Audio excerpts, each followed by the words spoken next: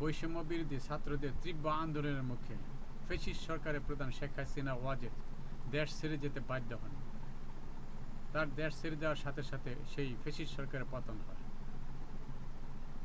Fascist সরকারের পতনের পর বৈষম্যবিরোধী ছাত্রদের মধ্যে তো অনেকে তারা নিজস্ব রং তুলি দিয়ে ঢাকা শহরের বিভিন্ন ওয়ালে বা মেট্রো ট্রেনের পিলারগুলিতে বাংলাদেশের ইতিহাস ও ঐতিহ্য, সেই সাথে বর্তমান আন্দোলনে তাদের চাওয়া পাওয়ার যে দিকটা আছে তা তুলে ধরেন, যাতে বর্তমান প্রজন্ম ভবিষ্যৎ প্রজন্মের কাছে তাদের এই বাণী পৌঁছাতে যায়। তারা রক্ত দিয়ে গেছে এই জন্যই যা তারা একটা স্বাধীন সার্বভৌম স্বনির্ভর দুর্নীতিমুক্ত একটি বাংলাদেশ চায়, যেই বাংলাদেশের লোক আগামীতে তারা মাথা উঁচু করে দাঁড়াতে পারে।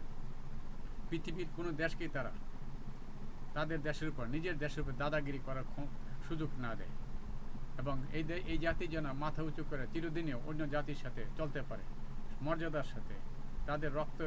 তারা রক্ত দিয়ে গেছে, এই তাদের রক্ত যেন বৃথা না যায়, বর্তমান প্রজন্ম যেন আগামী প্রজন্মের কাছে তাদের এই বাণী পৌঁছায় দেয়। এটাই তাদের ক্যালিগ্রাফিগুলির মধ্যে তুলে ধরার চেষ্টা করছে।